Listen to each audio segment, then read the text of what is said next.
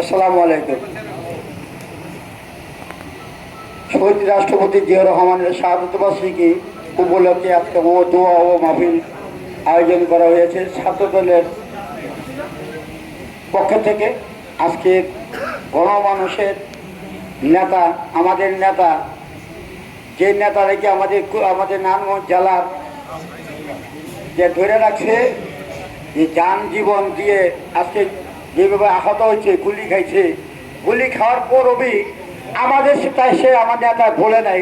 আমাদের মাঝে যখনই আমরা ডাক দিই তখনই আমাদের মাঝে উপস্থিত হন।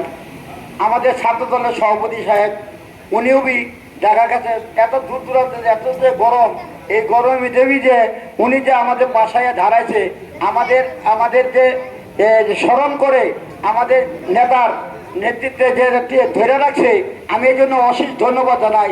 আমাদের শহীদুল্লাহ চাচা যেভাবে আমাদের মাঝে যে যারা বিপদ আপদে, যারা মামলা মোকদ্দমা যারা খাইছে, তাদের পাশে যে দাঁড়াইছে, তাদের সার্বিক সহযোগিতা অর্থ দিয়া এবং সময় দিয়ে যা করছে, এই জন্য তাদের শহীদুল্লাহ চাচাকে অশেষ ধন্যবাদ জানাই।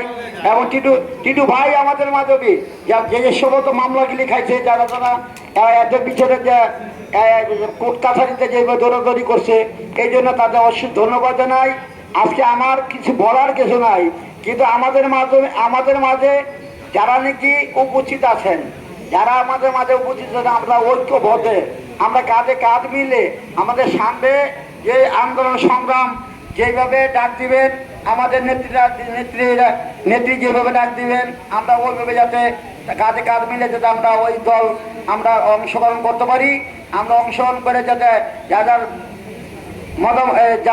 ভালোভাবে যাতে আমরা ঘরে ফিরতে পারি, এই আশা ব্যক্ত করে আমার বক্তব্য শেষ করলাম। আসসালামু আলাইকুম।